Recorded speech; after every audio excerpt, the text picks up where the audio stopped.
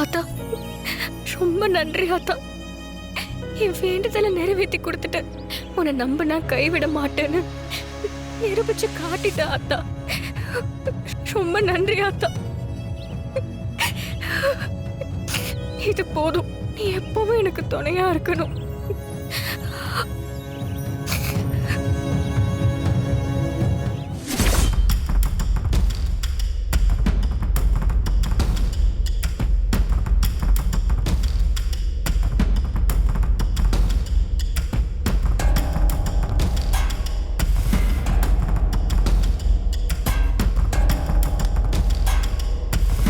Sir. Jeeva, நீ சிறார் ஜெயிலிருந்து இங்கே வந்த. இத்தனை வருஷமா தண்டனை அனுபவிச்சுட்டு இப்பதான் நீ வெளியே போற. இனியும் எந்த தப்பும் பண்ணாம உன்னோட வாழ்க்கையை நீ நல்லபடியா வாழணும். இந்தா இதுல கையெழுத்து போடு.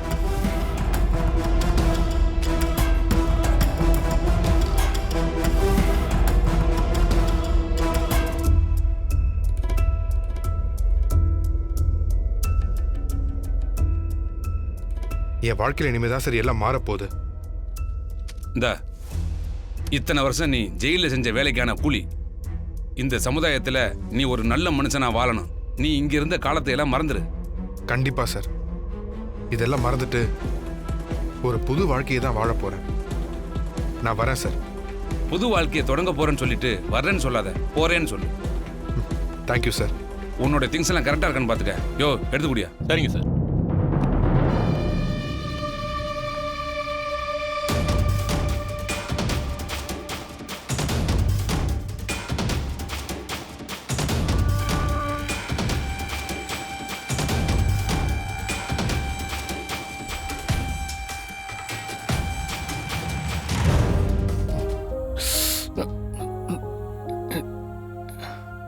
இந்த வலியை விட அசாரணமா வலிக்குது.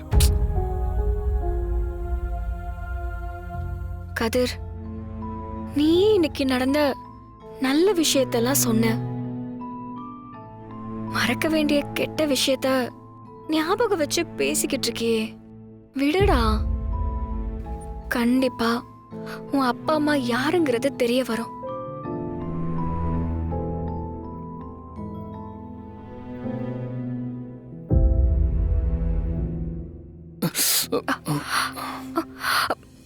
கொஞ்சம் பொறுத்துக்கோ. இது என்ன மருந்து இப்படி எரியுது? சரி, அப்ப நான் ஆயின்மெண்ட் எடுத்துட்டு வரேன். ஏய், எங்க போற? கதிர், என்னடா பண்ற? என் வலிக்கு மருந்தே நீதாண்டி. டேய், முதுகெல்லாம் காயத்தை வச்சுக்கிட்டு. அந்த காயத்துக்கு தாண்டி மருந்து நீ. டேய்,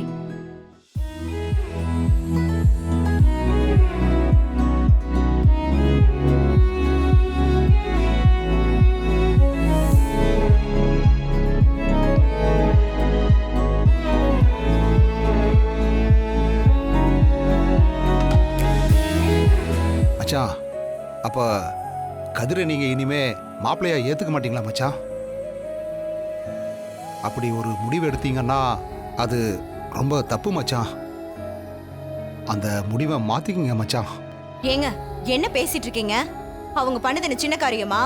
இந்த வீட்டுக்கு எவ்வளவு பெரிய துரோகம் பண்ணிருக்கான். அவனை போய் நல்லவன்னு சொல்லிட்டு இருக்கீங்க. ஏய் பத்மா, எப்ப என்ன பேசணும்னு தெரியாம பேசிட்டு இருக்க? கொஞ்ச நேரம் அமைதியாரு. மச்சான், உங்க முடிவை மாத்திக்கங்க மச்சான். நான் ஒன்னும் அப்படி சொல்லவே இல்லையே. அவன் என்னைக்கு தன்னை நிரூபிச்சு என் பொண்ண என்னை விட ரொம்ப நல்லா பாத்துக்கிறானோ, அந்த தகுதியை வளர்த்துக்கிறானோ, அன்னைக்குதான் நான் அவனை இந்த வீட்டு மருமகனா ஏத்துக்குவேன். அப்ப இத்தனை நாளா நீங்க அவன்கிட்ட அனுசரணையா நடந்துகிட்டதுக்கு என்னங்க அர்த்தம்? அடமானத்துல இருந்த பைக்கை மீட்டு கொடுத்திருக்கீங்க. மயங்கி விழுந்துருவானோன்னு அவனுக்கு இளநீர் வாங்கி கொடுத்தது. அப்ப அதெல்லாம் எதுக்காகங்க? அதெல்லாம் நானும் மனிதாபிமானத்துல பண்ணேன்.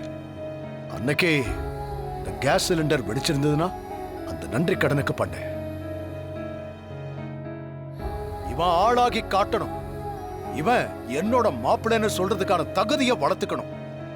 அந்த போட்டியில் அவன் ஜெயிச்சாதான் அவனுக்கும் பெருமை, அவனை வளர்த்த எனக்கும் பெருமை.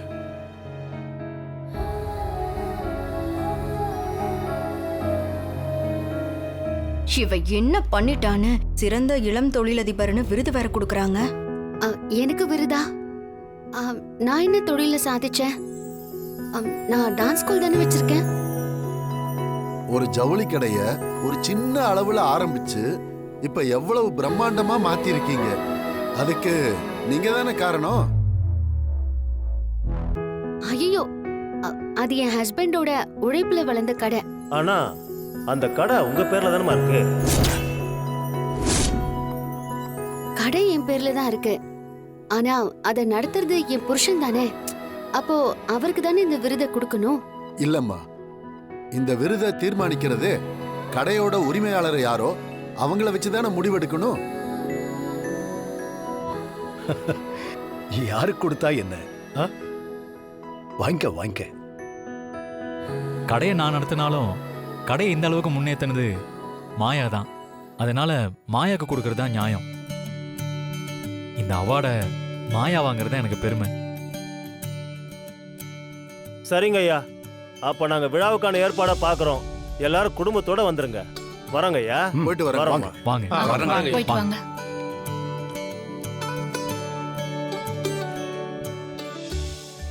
அண்ணி பாத்தீங்களா, உங்க பிள்ளைக்கு கிடைக்க வேண்டிய மரியாதைய அந்த மாயா தட்டி பறிச்சிட்டு இருக்கா. இன்னும் இந்த வீட்ல என்னெல்லாம் நடக்க போகுதோ. இதுக்குதான் கடை அவ பேர்ல மாத்தாதீங்கன்னு தலைப்பட அடிச்சுக்கிட்டேன். கவர்மெண்ட் வேலை அது இதுன்னு சொல்லி நைசா கடை அவ பேர்ல மாத்திட்டா பாத்தியா. இன்னைக்கு என் பிள்ளைக்கு கிடைக்க வேண்டிய விருதும் மரியாதையும் எல்லாமே அவளுக்கு கிடைக்க போகுது. நடக்கட்டும் நடக்கட்டும். இதெல்லாம் எவ்வளவு தூரம் போகுதுன்னு நானும் பாக்குறேன். இந்த பணத்தை புடிங்க. ஒரு நல்ல நாளா பார்த்து நீங்களே வந்துருங்க. நிச்சயமா வந்துருங்க. சரி, தேதி என்னன்னு முடிவு பண்ணிட்டு நான் உங்களுக்கு சொல்றேன். சரிங்க, அப்ப நான் கிளம்புறேன். வாங்க.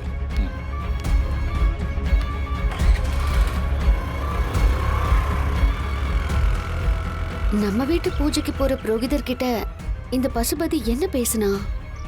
என்ன விஷயமா இருக்கும்? எனக்கு ஏதோ தப்பு இருக்கிற மாதிரி தோணுது. என்னன்னு போய் பாப்போம்.